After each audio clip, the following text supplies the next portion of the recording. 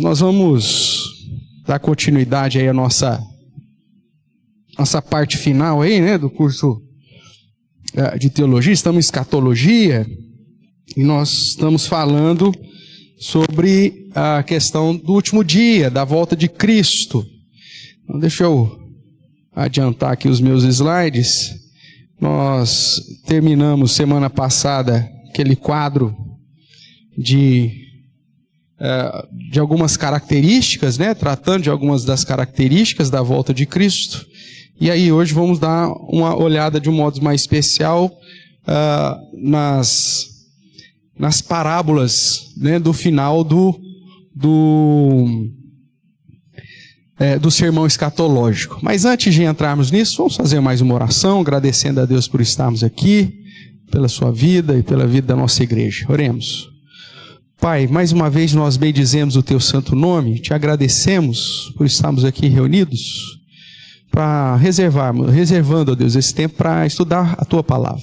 Que o Senhor nos abençoe, Teu Santo Espírito nos dirija, nos conduza, e que possamos juntos, ó Deus, atentos, não apenas sermos alimentados pela Tua palavra, mas ao mesmo tempo, ó Deus, despertados por ela, para vivermos uma vida, como ouvimos agora pela manhã, ó Deus, que apresente ao Senhor um culto como lhe é devido. Que o Senhor mesmo nos abençoe, que a nossa vida seja uma vida de adoração, de consagração, e que façamos tudo, de fato, para a Tua honra e para a Tua glória.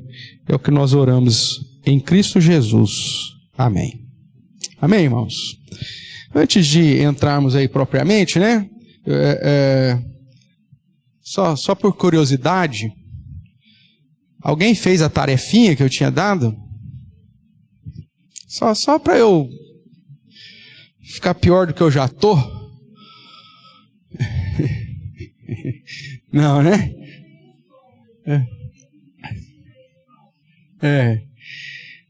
Então, hoje é dia de primícias para o judeu, né? Não sei se você, quem fez a tarefinha lá, mas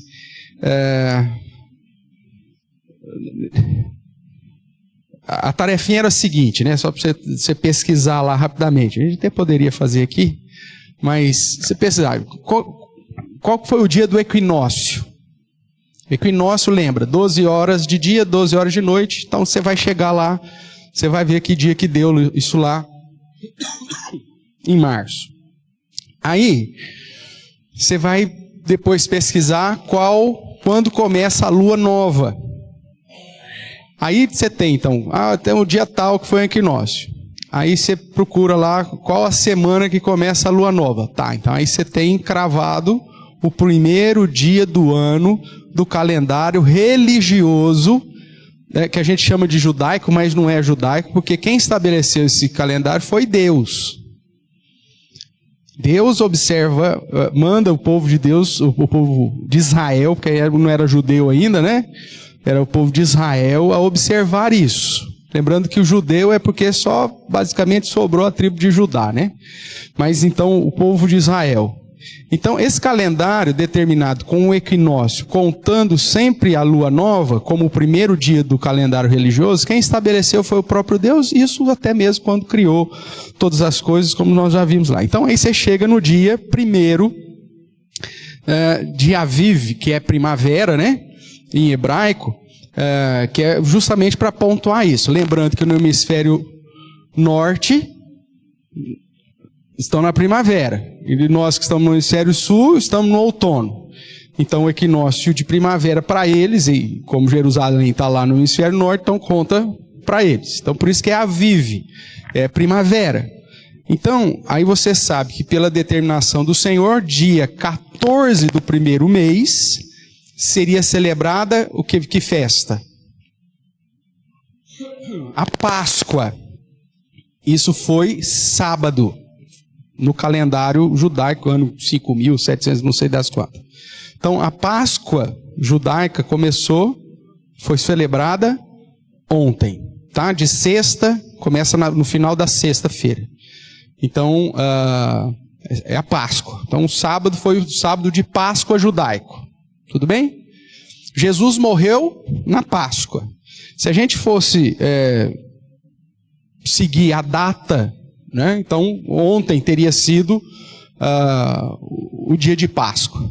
Aí hoje começa, na sequência, a chamada festa de Pães Asmos, que para o judeu é chamado de Páscoa. A Páscoa começa desde o dia 14 e vai até os 7 dias de Pães Asmos. Para ele é tudo Páscoa. Por isso que João vai chamar, mesmo depois da celebração da Páscoa, que no dia que Jesus morreu era Parasceve Pascal.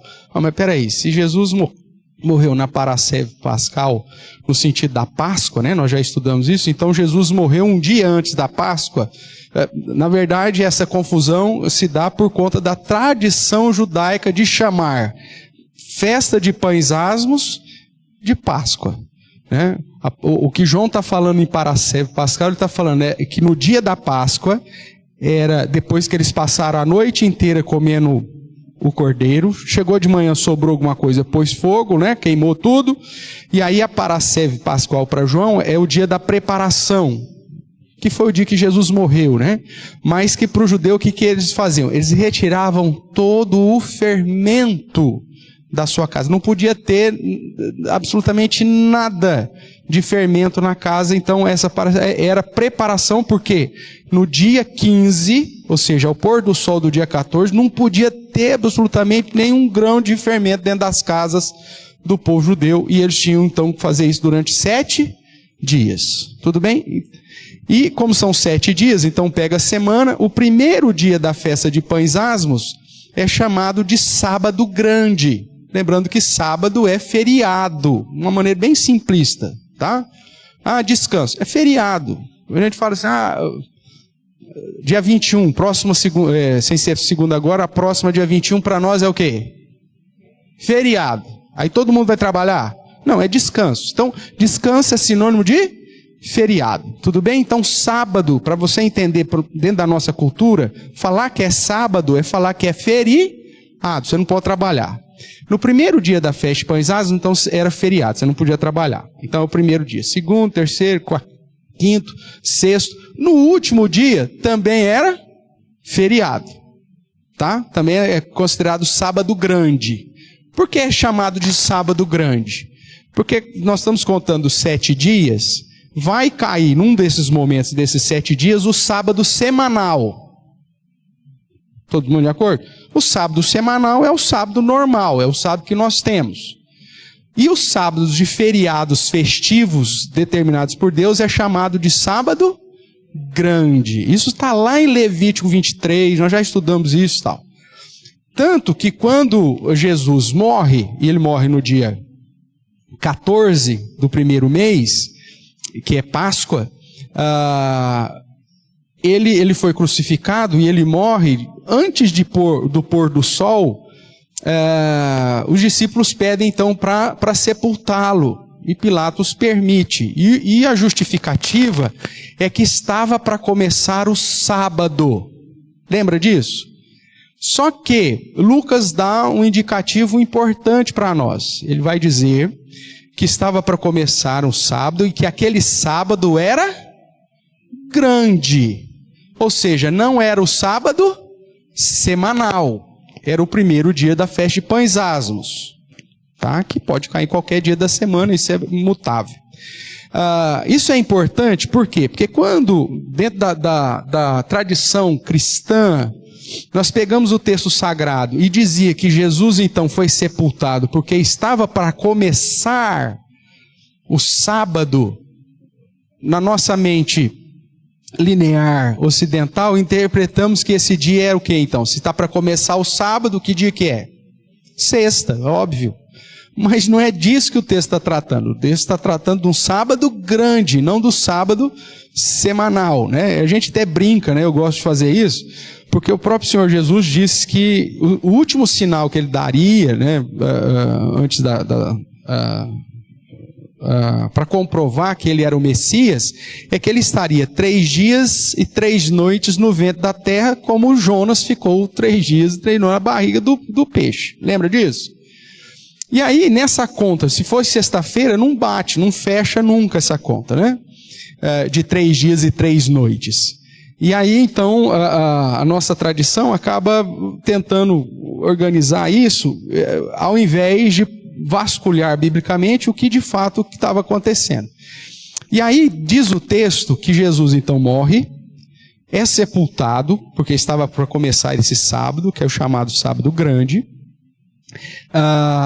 E aí então, se é o sábado semanal, ninguém pode fazer absolutamente nada. E mesmo se é o sábado de descanso, também não. Aí no outro dia, nessa sequência de ser sábado, o outro dia vai ser o do domingo.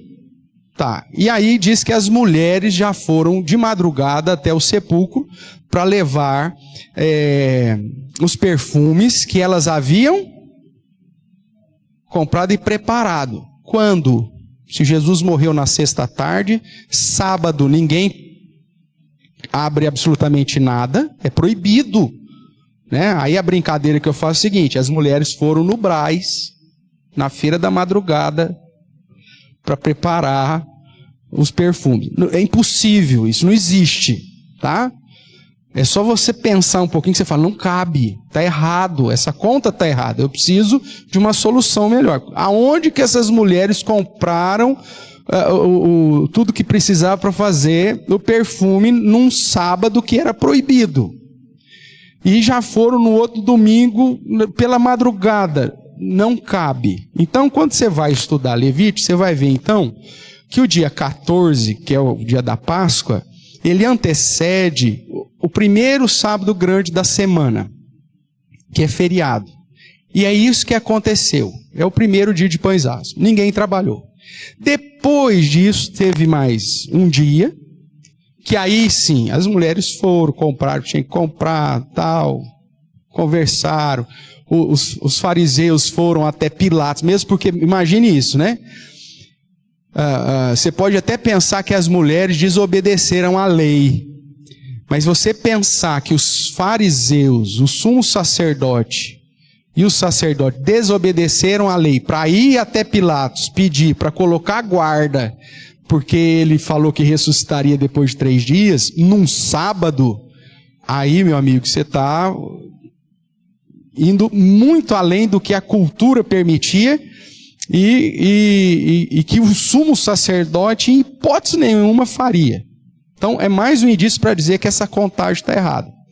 Então, quando você vai lá para Levítico, depois você vai para a sequência, que nós já estudamos isso, está disponível, tem disponível um estudo só sobre isso lá no nosso playlist, onde eu faço essa sequência, você vai ver que Jesus, ele morre numa quarta-feira, o dia 14 caiu numa quarta-feira, e isso fica claro quando você pega os quatro evangelhos e vai fazendo as conexões das datas que eles nos apresentam.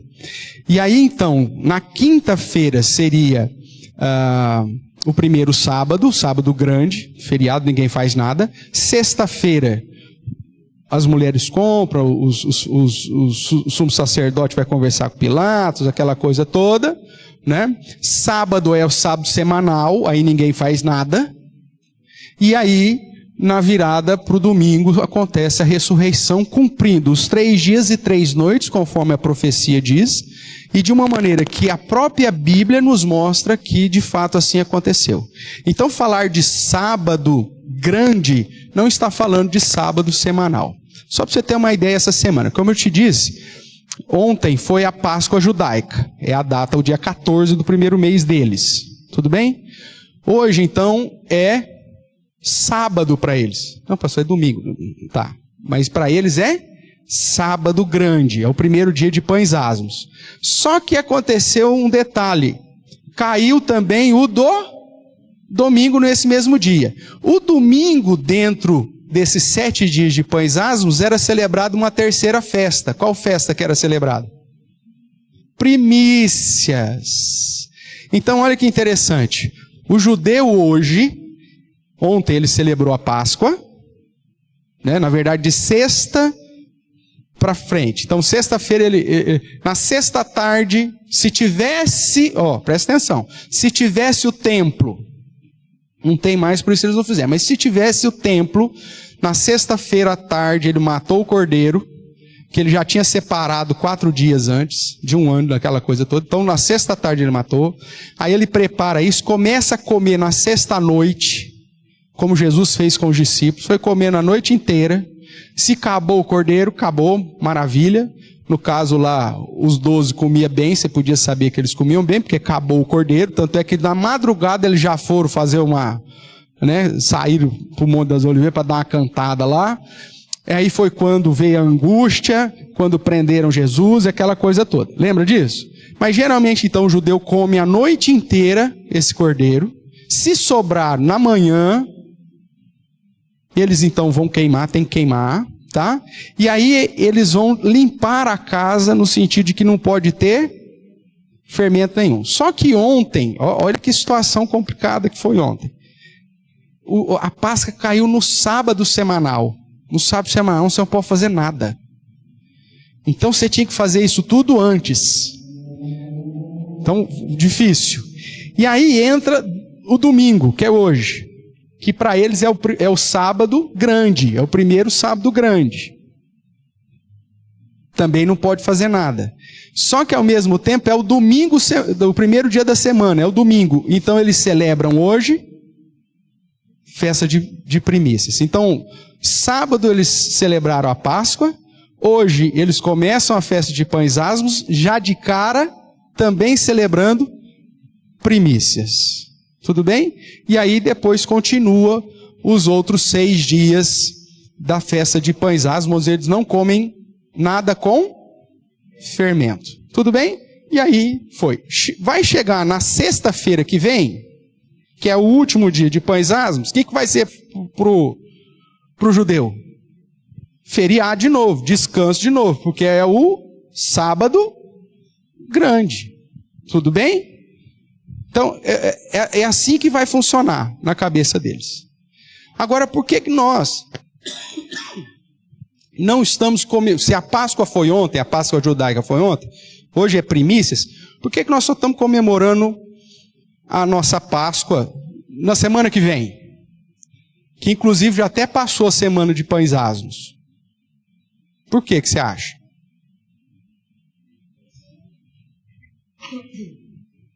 Por tradição católica. Porque quem determina isso é o Vaticano. A questão, se você depois, dentro dessa tarefinha, quiser ir lá correr atrás e pesquisar, né? Você vai pegar o carnaval, a terça-feira de carnaval, aí dentro da cultura católica você conta 40 dias de a chamada quaresma. E aí o que aconteceu? Se você contar isso, você vai ver que há essa diferença é causada por essa contagem do quaresma, que daria aí uma semana, nessa semana que passou, mas você não tem a sexta-feira da paixão. Lembra, a Páscoa caiu no sábado. Então ele joga uma semana para frente, porque na cabeça dele Jesus morreu na sexta. Mas isso é tradição católica, que o protestantismo abraçou. Por quê? Porque quando o protestantismo rompe com a Igreja Católica, a Igreja Católica já há milênio, né, há 1000 anos pelo menos, já tinha rompido com a tradição judaica. Então, nós perdemos esse link da tradição judaica. E é por isso, então, que nós ficamos perdidos e achamos que Jesus morreu na sexta-feira. Mas se, na verdade, quiséssemos pontuar, historicamente, vamos dizer assim, ontem foi a data que Jesus morreu, que ele morreu na Páscoa judaica. Tá? E aí você conta 3 dias para frente, você teria a data, porque a data da ressurreição você tem. Né? Nós sabemos que dia 14 foi Páscoa, dia 15, 16, 17 ele ficou sepultado, e dia 18 ele ressuscitou. Só que esse dia 18, no caso lá daquele ano, foi justamente o domingo, porque era a celebração de primícias, e Cristo é a primícias dos que dormem. Não é assim que a Bíblia diz? Então, é isso. Então, isso mostra mais, avança um pouquinho mais para dizer que dentro da tradição, agora não importa se é católica ou não, dentro da tradição cristã, nós não comemoramos a Páscoa. Porque se nós comemorássemos a Páscoa, quando que o cristão tinha que ter comemorado a Páscoa? Ontem. Tá? Então, dentro da tradição católica, se dá o nome de Páscoa, mas não é. E nem primícias, porque se a gente celebrasse primícias, nós teríamos que fazer o domingo de Páscoa ser hoje. O que nós celebramos é a ressurreição. Mantemos sempre um domingo próximo disso, porque foi no domingo. E essa questão de ter sido no domingo é algo importante, porque sempre vinculava. Mas se a gente fosse guardar tanto a Páscoa quanto primícias, então o dia das primícias, ou o dia para celebrar, seria hoje. Como nós não guardamos as datas judaicas, e não precisamos mesmo, o próprio apóstolo Paulo deixa isso claro, que nós não precisamos guardar mais festa alguma, a ideia é que nós celebramos a ressurreição de Jesus. Tudo bem? Mas só para você pontuar que hoje então é dia das primícias. Depois você pesquisa um pouco mais lá, tá bom? Vai ficar todo mundo de segunda época, tá? Porque mesmo a Júlia que fez, não ganhou média, ficou abaixo da média, que ela só deu uma pesquisadinha. Mas vamos que vamos. Então vamos lá, irmãos. Abra sua Bíblia em Mateus capítulo 25.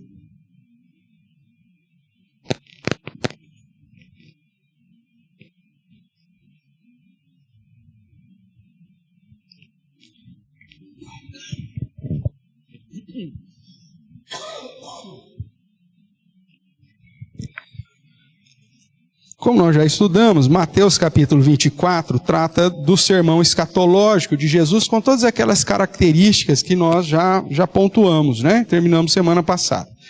A partir do final do capítulo 24, ele vai, lá no verso 32, melhor dizendo, ele vai começar a trazer algumas parábolas. Então você tem aí a parábola da figueira, que nós já mencionamos, né? Lembra que figueira aponta para quem mesmo? Para Israel, né? Você vai para Oséias, vai para Jeremias, vai falar que o povo de Deus, o povo de Israel, é comparado à figueira. Oliveira, quando você vai para Zacarias, quando você vai para Apocalipse e tudo mais, você faz a conexão. Oliveira refere-se ao povo de Deus. Junto e misturado aqui, seja judeu e gentil junto, tá? Agora, quando se trata só de figueira, está falando de Israel. Então, nós já tratamos disso. Depois você tem a parábola do bom servo e do mau servo. A parábola da figueira, como o próprio título já disse, é uma exortação à vigilância. Você tem que estar... Até Jesus voltar, você tem que estar vigilante. A parábola do bom servo e do mau servo é que você tem que ser fiel, meu amigo. Não é porque, aparentemente, Jesus está demorando, então eu vou fazer de qualquer jeito. Não, porque ele pode vir, ele vai vir sem você estar esperando, e ele tem que te encontrar zeloso, fiel.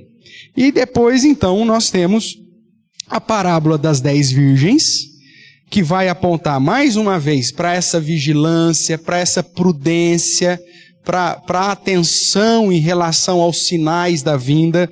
Ele vai usar aqui, mais uma vez, né, a ideia de Jesus como noivo, buscando a noiva, né, e as 10 virgens como as amigas aguardando, a ideia do amigo, do noivo, avisando a chegada dele, que no caso era João Batista, né, que se diz como amigo do noivo, mas que da volta de Cristo aponta para os sinais.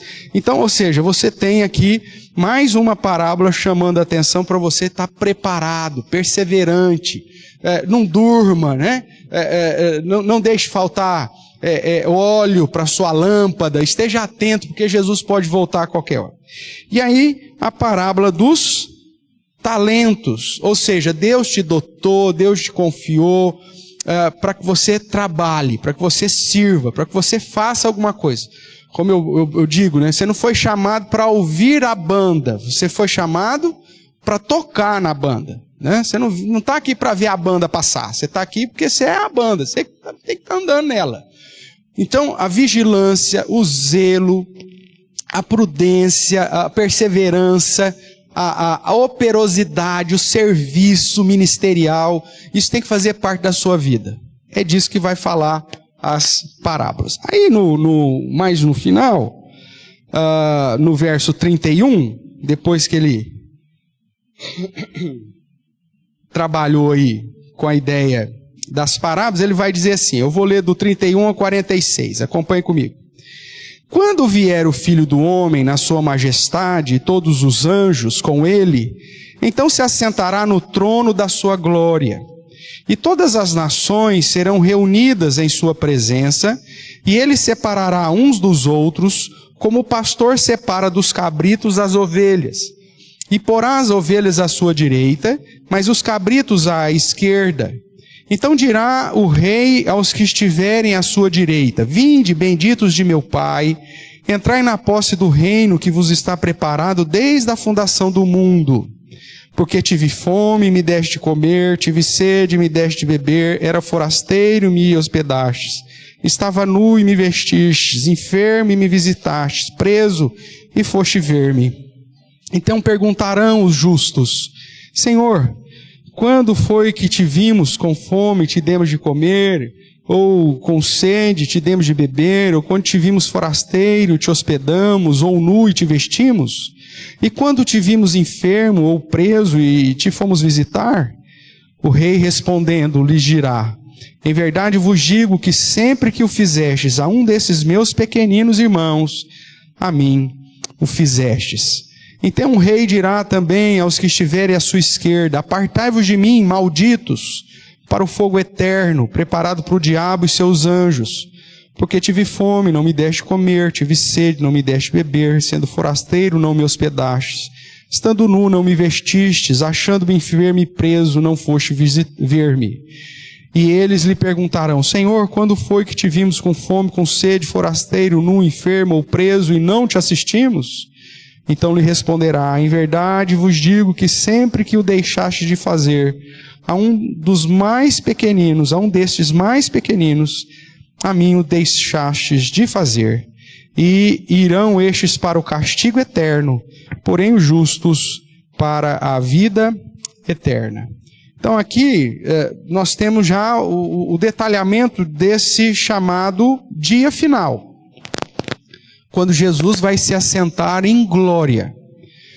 Veja, irmãos, que aqui é uma consequência natural das 4 parábolas, que exorta você a estar vigilante, atento, zeloso, fiel, operoso, perseverante, atuante na obra do Senhor. Veja que a conclusão de Jesus está pautada nos feitos. Tive fome, tive sede, estava nu, tararará.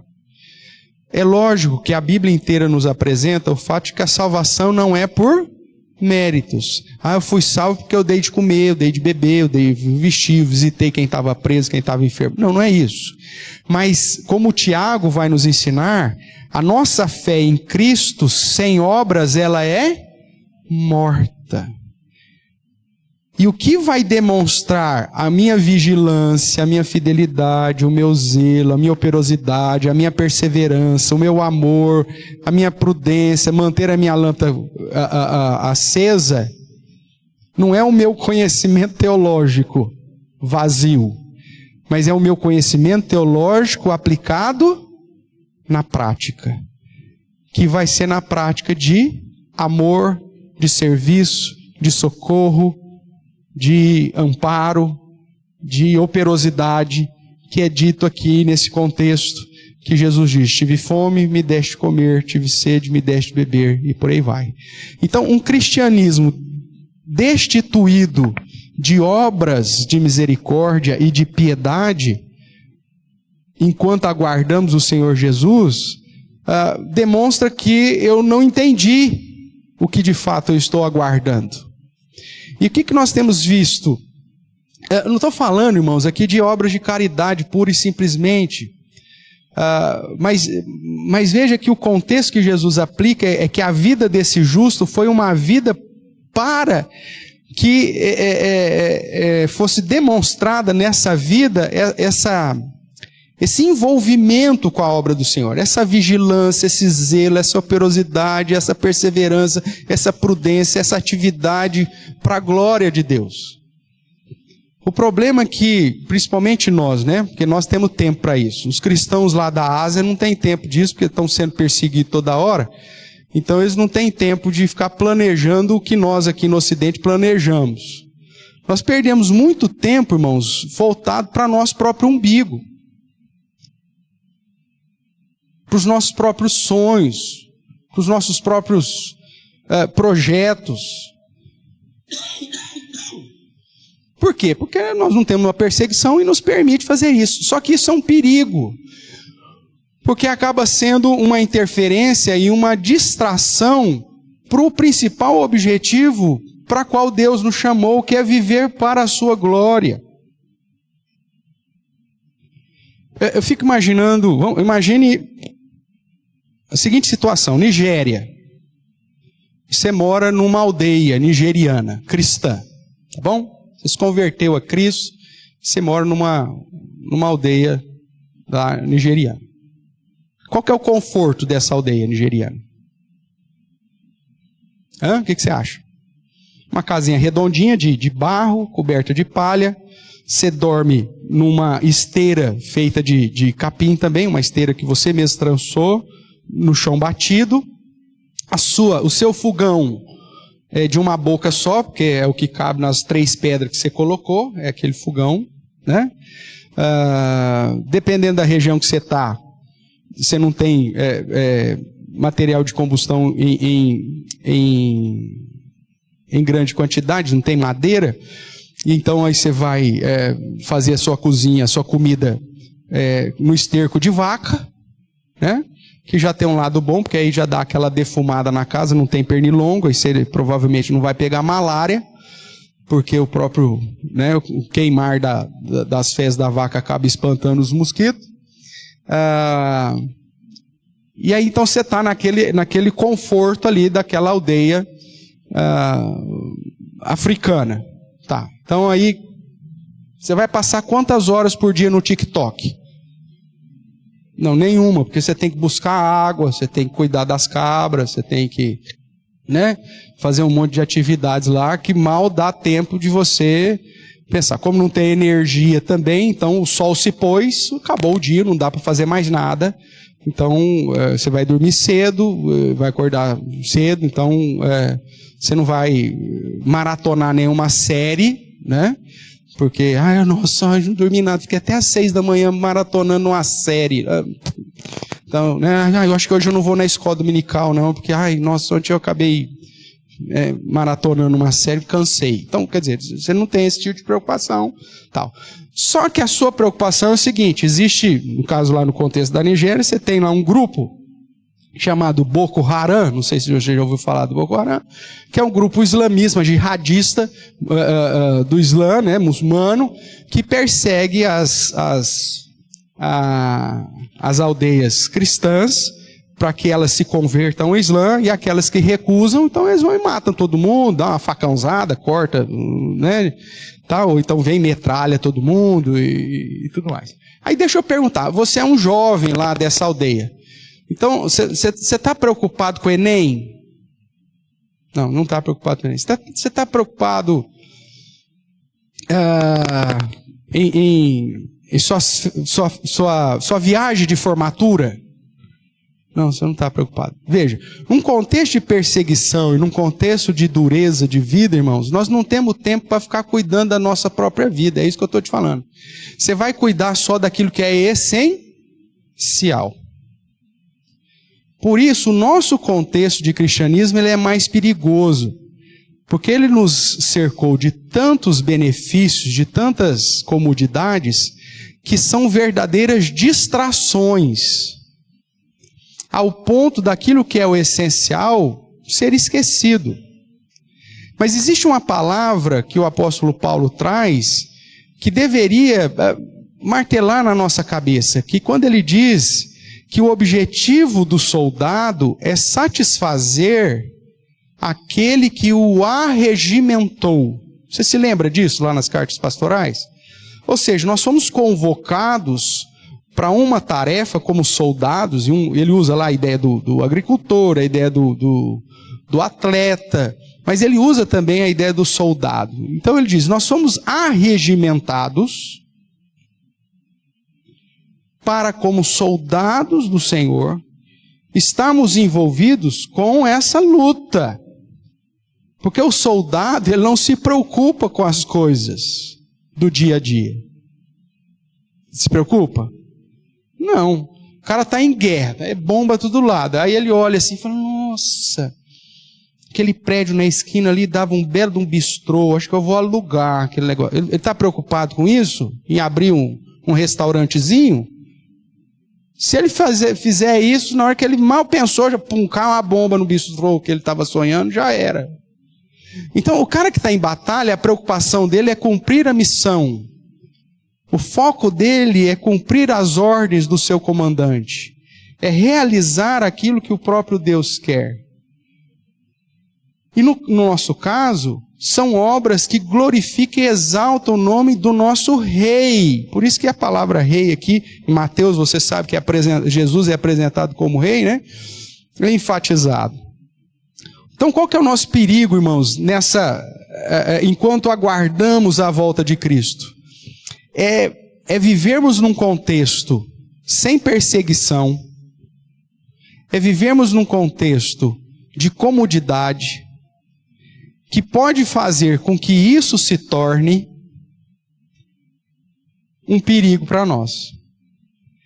Porque para a nossa geração, para o nosso contexto de igreja ocidental, se entreter com as coisas desse mundo, não tem perseguição, não tem dificuldade, é muito mais fácil.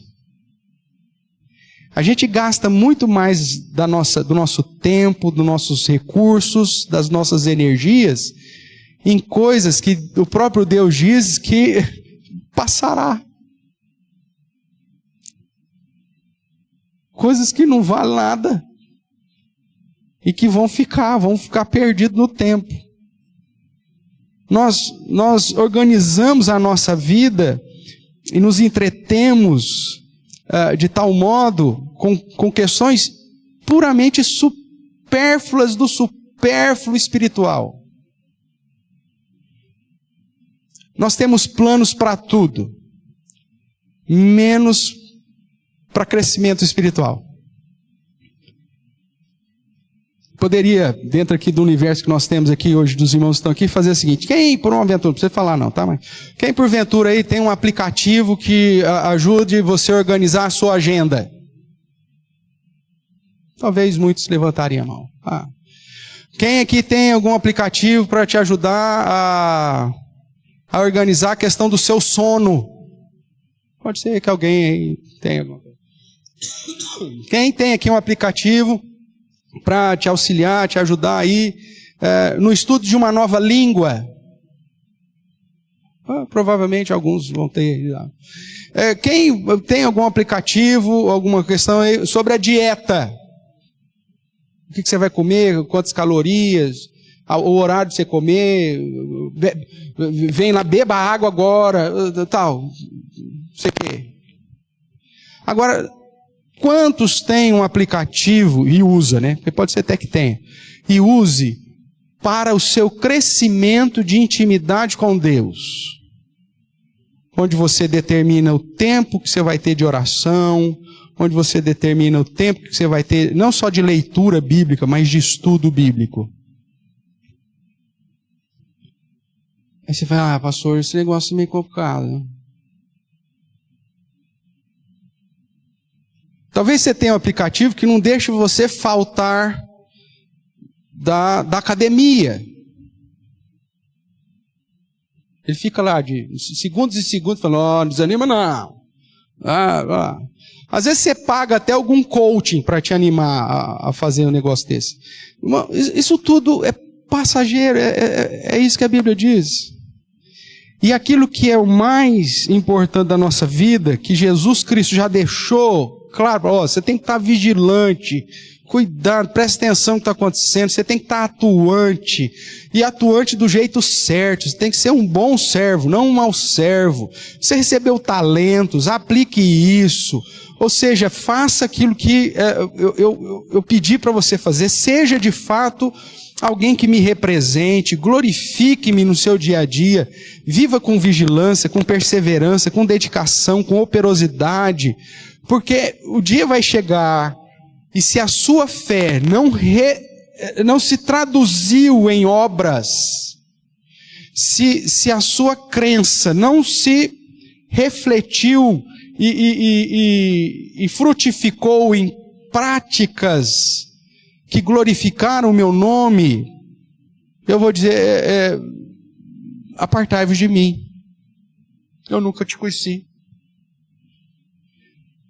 Então, irmãos, nós, igreja ocidental, estamos correndo um sério perigo,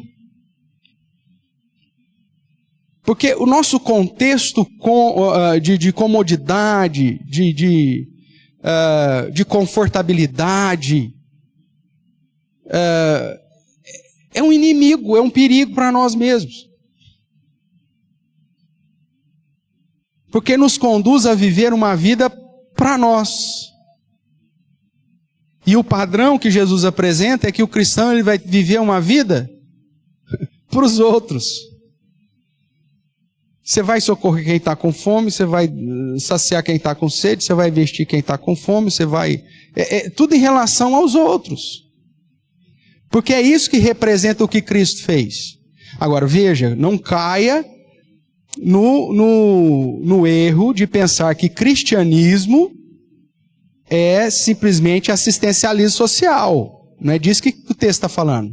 O que o texto está falando é que a sua fé em Cristo precisa ser conduzida a uma prática que demonstre o seu foco em fazer a vontade daquele que te arregimentou. Porque quando o Senhor Jesus voltar, Ele só vai voltar para juízo. Não vai voltar mais para te dar uma segunda chance. Então, cuidado. Vamos caminhar aqui um pouquinho. Então, no texto aqui de Mateus 25, nós vemos Jesus explicar mais detalhadamente como será esse evento aí do juízo final. Primeiramente, este ocorrerá na segunda vinda de Jesus. Então, o texto começa: quando vier o Filho do Homem, na sua majestade. Então veja, na volta ou na segunda vinda de Cristo, é que então começa aquilo que nós chamamos aí de juízo final. Se você comparar com Mateus 24, 30, ele diz assim, então, depois de todas as questões que ele já havia tratado aqui, ele diz, então aparecerá no céu o sinal do Filho do Homem, todos os povos da terra se lamentarão e verão o Filho do Homem vindo sobre as nuvens do céu com muito poder e muita glória. E o 31 também, e ele enviará os seus anjos com grande clangor de trombetas, os quais reunirão os escolhidos dos quatro ventos de uma extremidade dos céus. Então aqui é o paralelismo. Então verso 30 e 31, Jesus apresenta a situação do juízo, ele vai vir em glória para julgar. E aí no capítulo 25 do 31, ele vai, nesse paralelismo, agora explicar um pouquinho como que vai ser isso. Então, o juízo só vai acontecer depois da volta do Senhor. Em segundo lugar, todas as nações serão reunidas. Lá no verso 31 de Marcos, diz que ele vai reunir os eleitos, porque o foco ali era só para os crentes. Agora ele está ampliando a visão, e a ideia é que Jesus volta, reúne todas as nações. Depois que reunidas todas as nações, é feita a separação, como é dito aqui em Mateus 25, dos cabritos e das ovelhas. Aí os eleitos serão separados, tudo bem? Então, em segundo lugar, todas as nações serão reunidas em sua presença. Para isso, a ressurreição como nós já estudamos, né?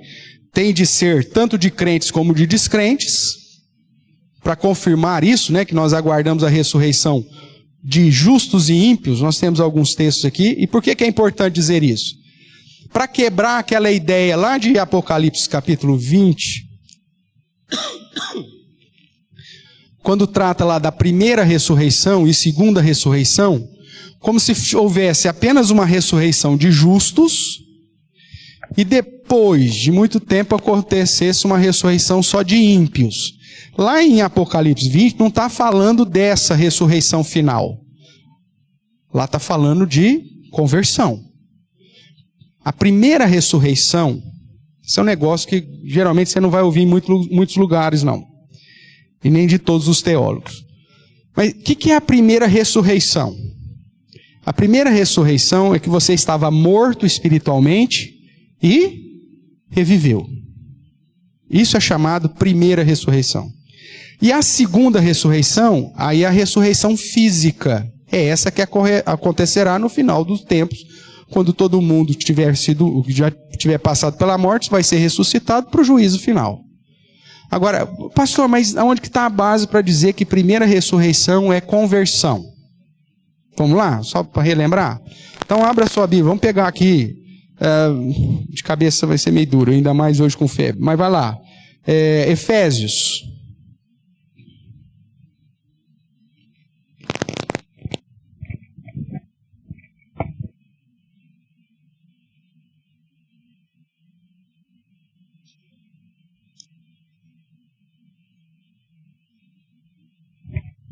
Efésios, capítulo 2.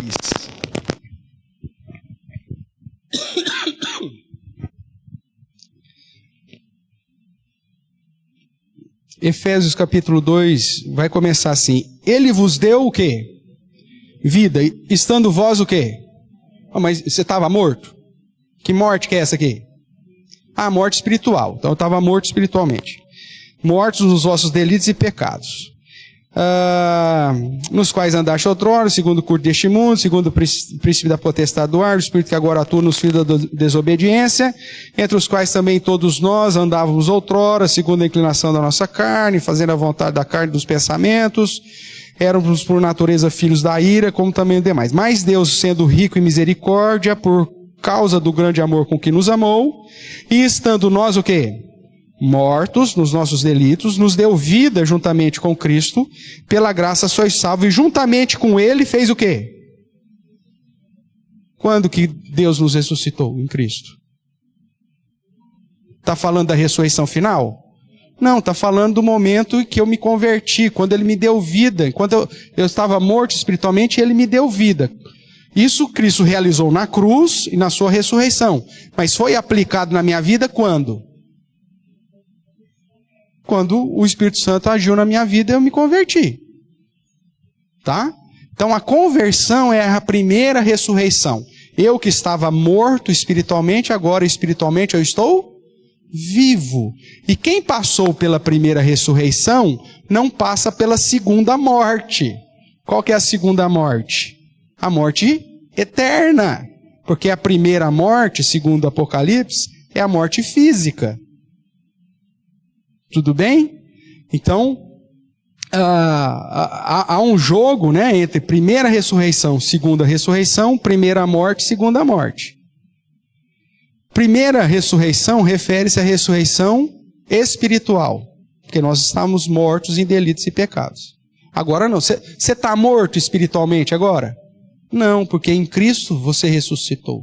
Ele te deu vida quando você estava morto espiritualmente. Essa é a nossa primeira ressurreição.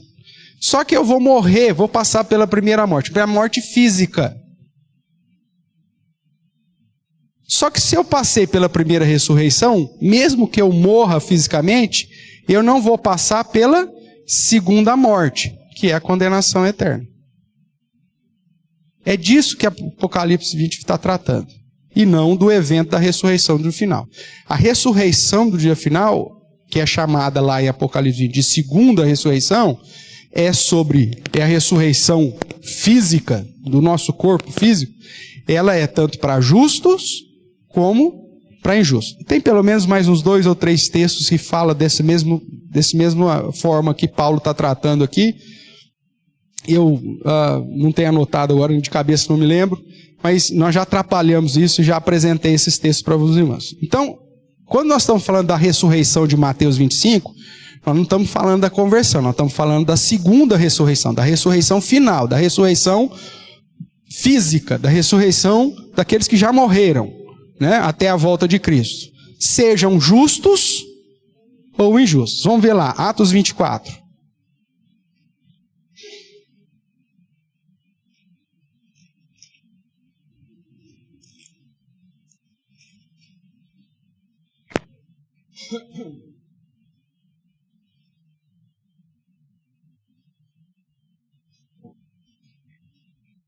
Verso 15. Paulo aí, né, está se defendendo e diz assim, vou ler o 14. Porém, confesso-te que segundo o caminho, a que chamam seita, assim eu sirvo ao Deus dos nossos pais, acreditando em todas as coisas que estavam de acordo com a lei e no escrito dos profetas, tendo esperança em Deus, como também estes a têm, de que haverá o quê? Ressurreição. Tanto de quem?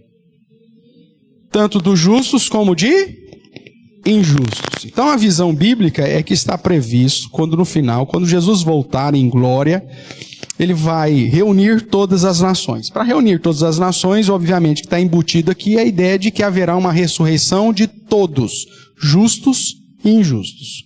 Um outro texto aqui, João capítulo 5.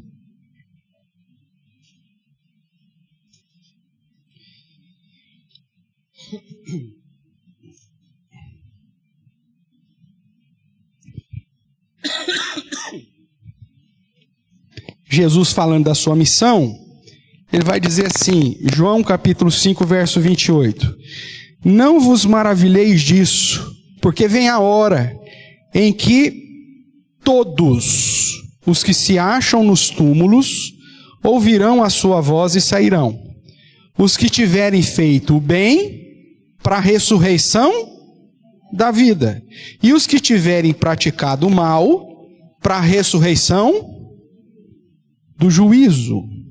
Tudo bem? Então, a Bíblia deixa claro, irmãos, que no dia da volta de Cristo, em glória, haverá a ressurreição de justos e injustos. Os justos, ressurreição da vida. Injustos, ressurreição do juízo, ou da morte. Tudo bem? E aí, então, se ajuntará todas as nações, justos e injustos. E aí, segundo Mateus 25, haverá uma separação entre ovelhas e cabritos, ou justos e injustos, ou eleitos e não eleitos. Tudo bem até aqui? Tá. O que mais? Em terceiro lugar, olhando lá para Mateus 25, né? Nós vemos que após o julgamento será aplicada a sentença eterna e, consequentemente, a inauguração do estado final. Então vamos lá. Segundo Mateus, capítulo 25, o verso 46 diz que nós temos dois destinos, né? Vamos ver aqui primeiro, aqui, ó, o 34.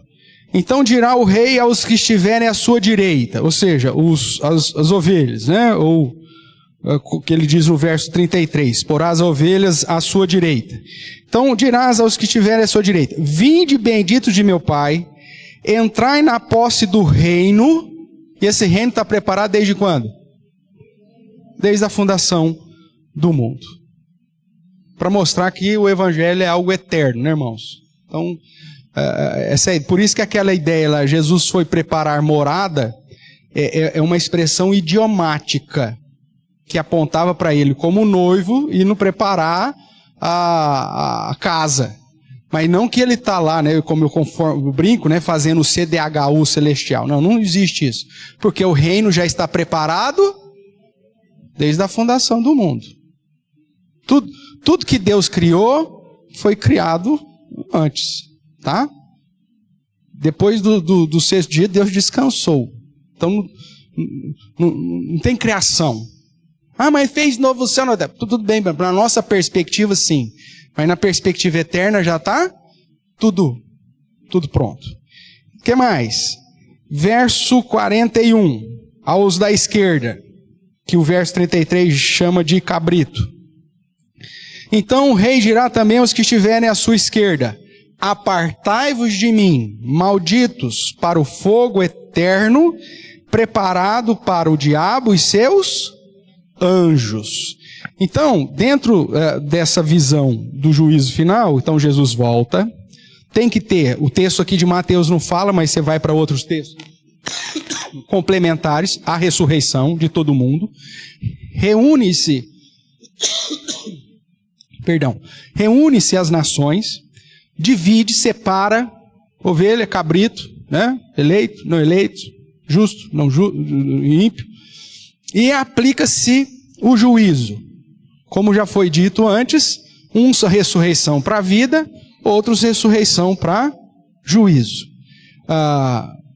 Uns vão receber o castigo eterno, que inclusive é aplicado, segundo o verso 41, também sobre quem? Sobre o diabo e os seus anjos, e juntamente todos os demais injustos. E aqui o texto aponta para uma situação não de... qual que é o termo que os adventistas gostam muito de usar, né? Aniquilamento.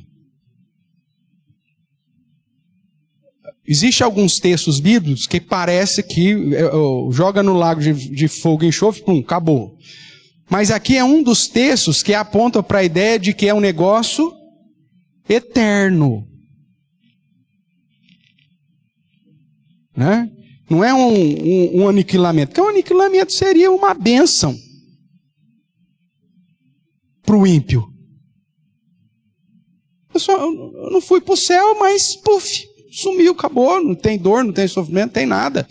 Né? Blasfemei contra Deus, persegui a igreja, fiz tudo que eu fiz, mais um pouco, desonrei a santidade do meu Deus, desprezei a graça que me foi oferecida, cuspi no próprio Deus, e agora, puf, acabou, está tudo certo. A justiça, a ira de Deus nunca seria manifestada integralmente pela eternidade. Mas o texto aqui já não, ele me dá um parecer de que é um negócio contínuo. Ao fogo eterno. Ou seja, um fogo que não acaba. Tá? Um sofrimento eterno. Ah, pastor, nós não sabemos como que é. A gente é muito moldado pela visão que recebemos do catolicismo, né?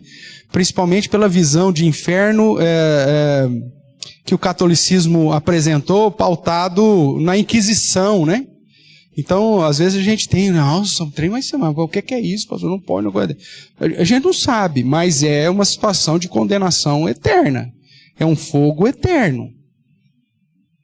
Tá? Por quê? Porque isso é compatível com a ideia de que o juízo, a justiça, a ira de Deus vão ser manifestada como um atributo perfeito de Deus, sendo manifestado por toda a eternidade. Lembra daquela história? Não existem diferenciações nos atributos divinos.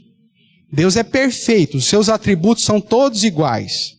Existe uma tendência natural nossa de dizer assim, o amor de Deus é grande e largo. É assim que a gente ensina para as crianças, né? O amor de Deus é grande, largo, grande.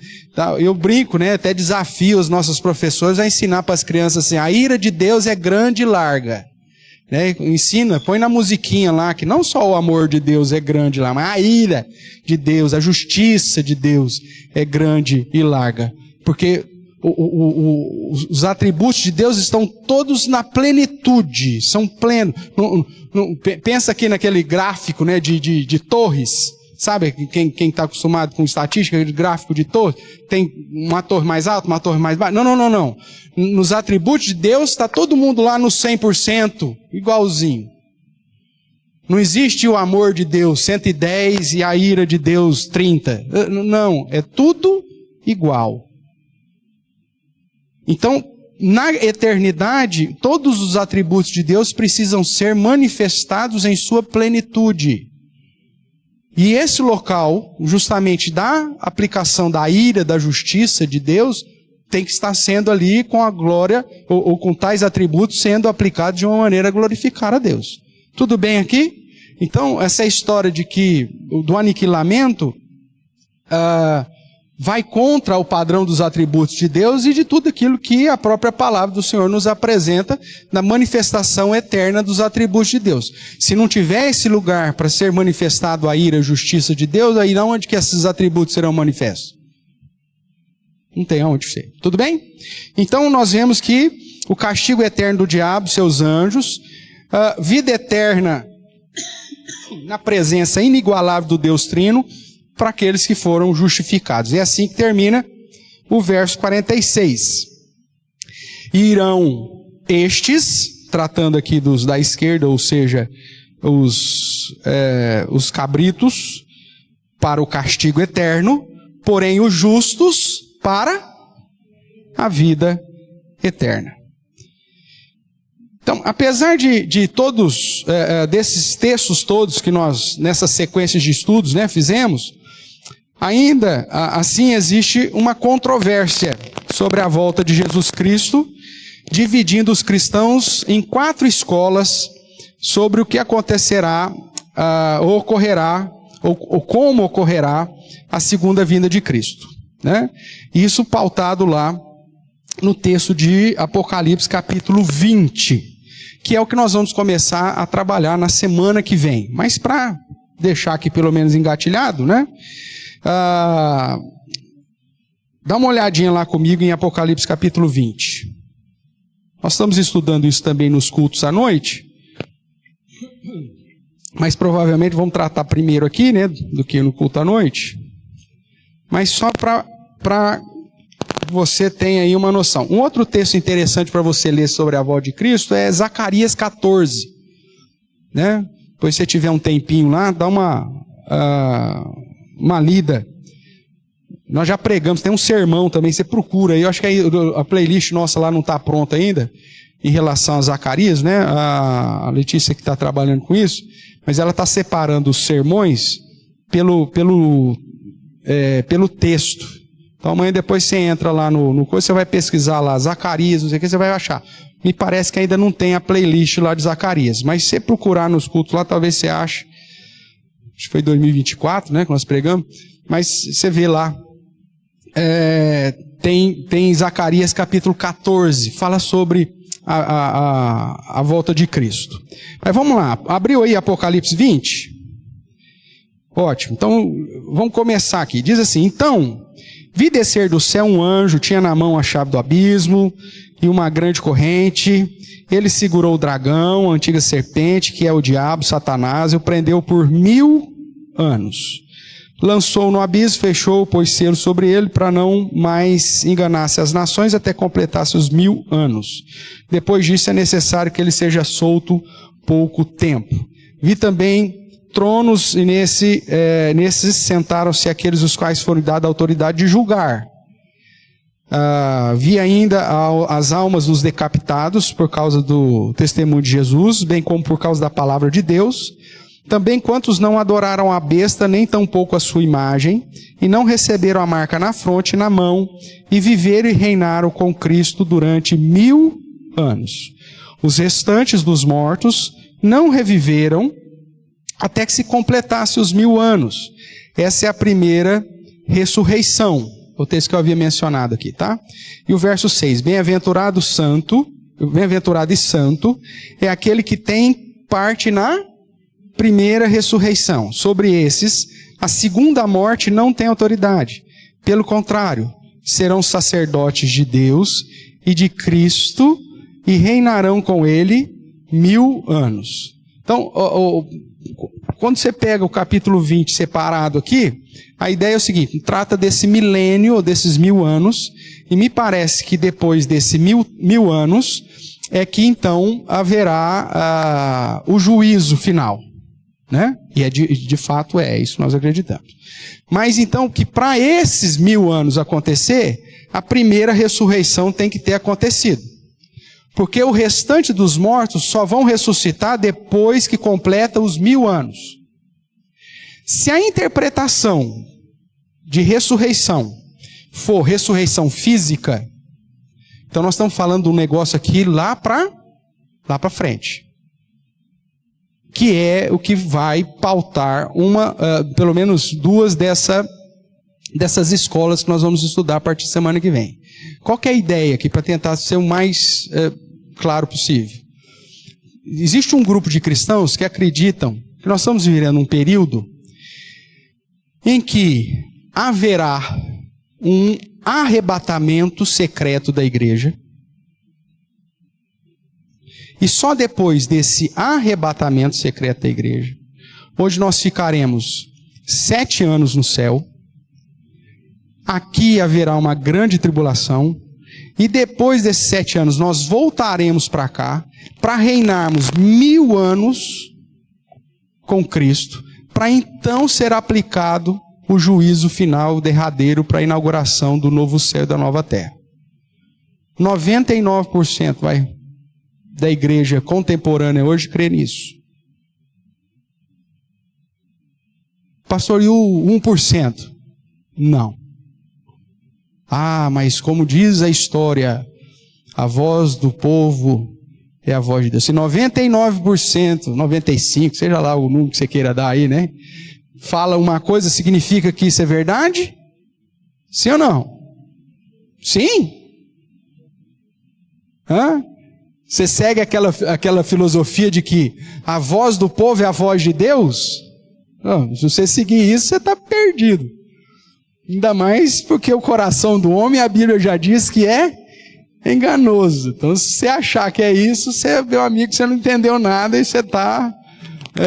tem gente que faz isso mesmo, né?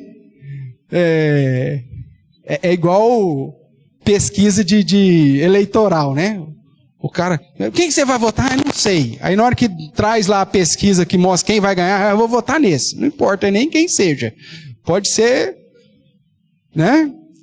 Satanás, não tem problema. Vai ganhar, então é ele mesmo que nós vamos votar. Porque tem gente que vota com a maioria. Mas essa linha de pensamento não é um pensamento. Não é porque a maioria está falando uma coisa que necessariamente é verdadeiro. Tudo bem?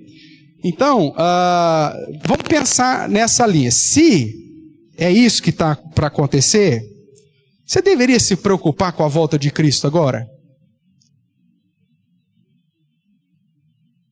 Fala sério. Porque já aconteceu o arrebatamento? Não. Já passou os 7 anos de tribulação? Jesus já inaugurou o milênio? Não, então por que eu estou preocupado com a volta dele? Eu ainda tenho tudo isso para viver, cara. E depois ainda vou ter 1000 anos literais para ver o que vai acontecer com a minha vida. Eu vou lá estar preocupado com que Jesus... Deixa acontecer. Mas e se vier o arrebatamento e eu não for? Não tem problema. Porque na visão dessa escola, você tem uma segunda chance. Mas aí a segunda chance, mas aí você vai ter que morrer por causa de Cristo. Mas aí qual que é o problema? Já tem gente morrendo agora por causa de Cristo. Os apóstolos morreram por causa de Cristo. Os primeiros cristãos, qual que é o problema? Aí tudo bem, só que aí eu vou morrer por causa de Cristo na certeza que eu vou morrer e vou para o céu. É grande negócio. Hoje não, hoje eu não tenho certeza disso. Então, isso aqui, irmãos, é uma... E veja, não tem base bíblica, nós já estudamos isso aqui claramente, não existe base bíblica para essa linha de raciocínio. Isso está pautado em novas revelações. Algum iluminado teve uma visão, né? E aí procurou alguma base bíblica para tentar jogar essa ideia. Mas isso não se sustenta biblicamente. Isso se sustenta nos ensinos, né? Fazem filmezinhos, parará, mas não tem base. Agora, vamos tentar aqui, nesses minutinhos que me faltam, usar aquele óculos que eu te apresentei sobre a ressurreição. No óculos que eu apresentei para você hoje eu relembrei com você pela manhã, porque alguns já sabiam. O que significa primeira ressurreição? Conversão. Ou seja, eu estava morto, os meus delitos e pecados, e em Cristo eu ressuscitei, agora Ele me deu vida, agora eu entendo, agora eu compreendi tudo que é. Quando você vai para o verso de número 5, diz assim, o restante dos mortos, quem que é esses mortos aqui? Mortos físicos? Não, os mortos espirituais, os que ainda estão mortos em delitos e pecados. O restante dos mortos não reviveram até que se completasse os 1000 anos. Essa é a primeira ressurreição. O que ele está dizendo?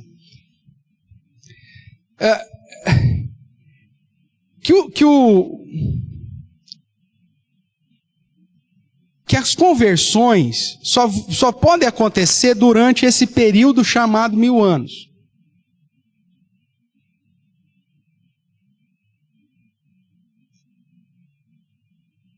Agora, você vai se converter só depois do arrebatamento? Ou você se já converteu? Você já passou pela experiência da conversão agora? Ou ainda não? Claro, a conversão está acontecendo. Depois de que Jesus abriu o primeiro selo, meu amigo, o evangelho saiu vencendo para vencer e as conversões foram pipocando por todo o mundo. Então, durante esses 1000 anos, a primeira ressurreição está sendo aplicada. Agora, os descrentes, aqueles que ainda não receberam essa ressurreição e nem vão receber, porque é a primeira ressurreição, senão eles vão se converter, só no final, quando Jesus volta, que aí vai abrir um entendimento deles, vai falar, agora sim, hein? É aquilo que Paulo vai dizer, todo joelho se dobrará e toda língua confessará que Jesus Cristo é o Senhor. Mas para a conversão, para a salvação, não, é porque agora eles acordaram, mas já acabou. Porque ele passou pela segunda ressurreição, que é física, agora, então foi isso, perdi, hein, perdeu. Então a primeira ressurreição é sempre a questão da conversão. Quem não passa pela primeira ressurreição, automaticamente já está na segunda morte, que é a condenação. Quem passou pela primeira ressurreição, a segunda morte não trará dano, ou seja, o juízo final não será aplicado sobre aqueles que viveram a primeira ressurreição. E isso se dá quando? É agora. Ou é só quando Cristo vir e inaugurar um milênio? Não, já está acontecendo agora, porque senão você tem que questionar a sua conversão. Se você defender que a primeira ressurreição, que é o entendimento a respeito da vida, só vai sair da morte, dos delitos e tal, vai acontecer só depois do milênio, então, e o milênio ainda não está acontecendo, então você tem que questionar se você de fato já passou por ela. Mas você que já teve um encontro com Cristo, um novo nascimento, como a palavra de Deus assim chama, sabe que você estava morto e que Ele te deu vida. E que então você foi ressuscitado em Cristo. E que porque você passou por essa primeira ressurreição, mesmo que venha o juízo final, a segunda morte, que é a condenação eterna, não tem autoridade sobre você. É o que diz o verso 26. Bem-aventurado e santo é aquele que tem parte na primeira ressurreição. Sobre esses, a segunda morte não tem autoridade. Pelo contrário, serão sacerdotes de Deus e de Cristo e reinarão com Ele quando? 1000 anos. E aí a ideia. Então quando que é esses 1000 anos, pastor? Veja essa lógica aqui. Ele te deu vida, estando vós mortos no nosso pecado. Ou seja, você passou pela primeira ressurreição. Você passou pela primeira ressurreição, o que Cristo te constitui aqui? Isso. Vai lá para Apocalipse capítulo 1.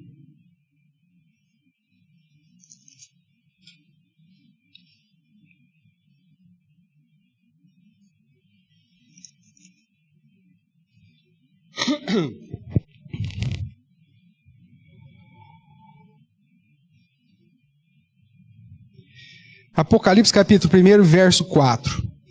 João, as 7 igrejas que se encontram na Ásia, a graça e a paz volta da parte daquele que é, que era e que há de vir, da parte dos 7 espíritos que se acham diante do seu trono. Presta atenção agora. E da parte de Jesus Cristo, fiel testemunho, primogênito dos mortos e o soberano do rei da terra. Aquele que nos ama e pelo seu sangue, o que ele fez? Nos libertou dos nossos pecados e fez mais o quê? E nos constituiu reino, sacerdotes para o seu Deus e Pai, a Ele a glória e domínio pelos séculos dos séculos. Ele nos constituiu ou Ele nos constituirá? É passado ou futuro? Ou seja, aqueles que estão em Cristo já foram constituídos reino e sacerdote. É o que Hebreus vai tratar de você do começo ao fim. Jesus é o sumo sacerdote da ordem de Melquisedeque, que é a ordem que está em vigor, porque Levítico já era, né? O sacerdócio levítico caiu, mas o sacerdócio de Melquisedeque começa lá em Abraão, antes da lei de Moisés, ele permanece. Jesus é o sumo sacerdote que nos deu acesso ao trono celestial e por isso, através do seu sangue, você e eu, como sacerdotes, podemos nos achegar ao trono de Deus. Então, em Cristo Jesus, Ele me amou, me libertou dos meus pecados e me constituiu reino e sacerdote. Não me constituirá, Ele já me constituiu.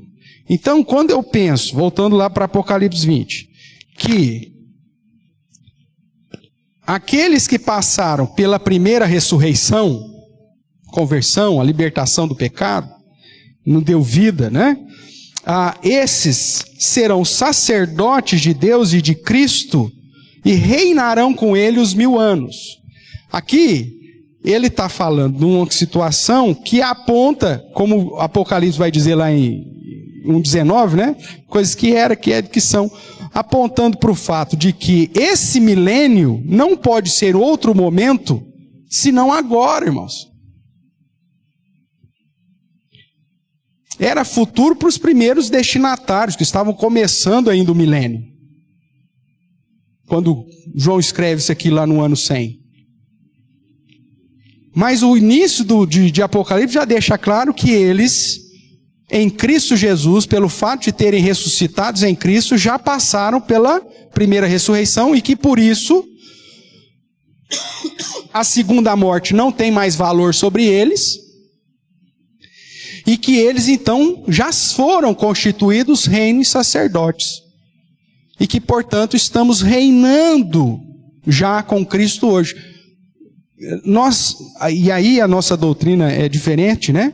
Porque nós queremos que Cristo já reina hoje.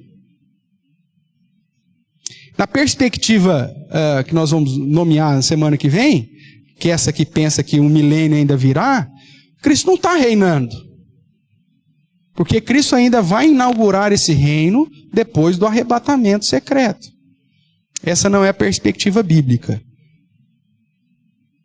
Cristo reina hoje. Apocalipse capítulo 4, capítulo 5, deixa claro que ele foi ao céu para assumir o trono. Ele foi tomar o livro selado que ninguém podia pegar, nem mesmo olhar para ele. Então Cristo está reinando hoje e eu e você, que passamos pela primeira ressurreição, o novo nascimento, a conversão, o nome que você queira dar, já reinamos com Cristo quando? Hoje, como reino, como embaixadores e como sacerdotes. Então, isso, agora, isso para fechar a nossa aula, é nesse sentido que, entendendo que eu já passei pela primeira ressurreição, que eu já fui constituído reino e sacerdote, eu sou o representante do meu rei hoje. Por isso, quando Jesus voltar, e é uma vez só, em definitivo, em glória, ele vai olhar e vai dizer: você foi reino e sacerdote? Eu tive fome, me deste comer? Eu tive sede, me deste beber? Ou seja, você agiu como súdito deste reino que eu te constituí? executou a função sacerdotal para a qual eu te designei? Sua vida foi uma vida de adoração? Você me glorificou naquilo que você faz, naquilo que você deixou de fazer? E entendendo ainda mais que agora, como reino e sacerdote, as exortações das parábolas que eu mencionei no começo, de ser vigilante, atuante, fazendo certo, zeloso, operoso, com perseverança, usando os talentos que ele me deu e aumentando os talentos. Lembra a parada do talento? Ele deu 5, deu 10, deu 2, deu 4. Chamando a atenção, porque o cara que recebeu o talento e não fez nada, o que vai levar no final? Uma burdoada muito grande. Então, o que você está ampliando do dom que Deus te deu? Afinal de contas, você é reino e sacerdote dele agora. Nós não estamos esperando o milênio já está sendo realizado. Então, isso muda a minha cosmovisão do fim, muda a minha prática. Porque aí eu paro, irmãos, de pensar que eu estou aqui em férias, ou que eu estou aqui para ter um sucesso. Deus não chamou você aqui para ter sucesso. Deus chamou aqui para você ser fiel. Deus não chamou aqui para você criar o seu império. Ele te constituiu parte de um outro reino. Isso muda. E aí me conduz a viver um cristianismo que vai glorificar o rei, fazendo tudo aquilo que o rei espera que eu de fato faça.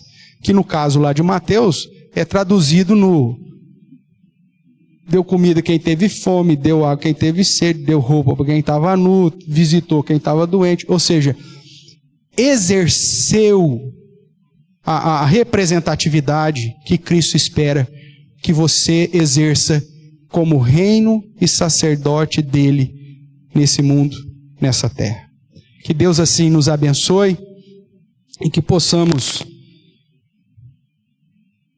cuidar para que possamos satisfazer a vontade daquele que nos arregimentou e não nos ludibriar ou nos enganar, correndo atrás daquilo que é puramente passageiro, irmãos, mas que possamos nos consagrar fielmente, totalmente ao nosso Deus. Amém?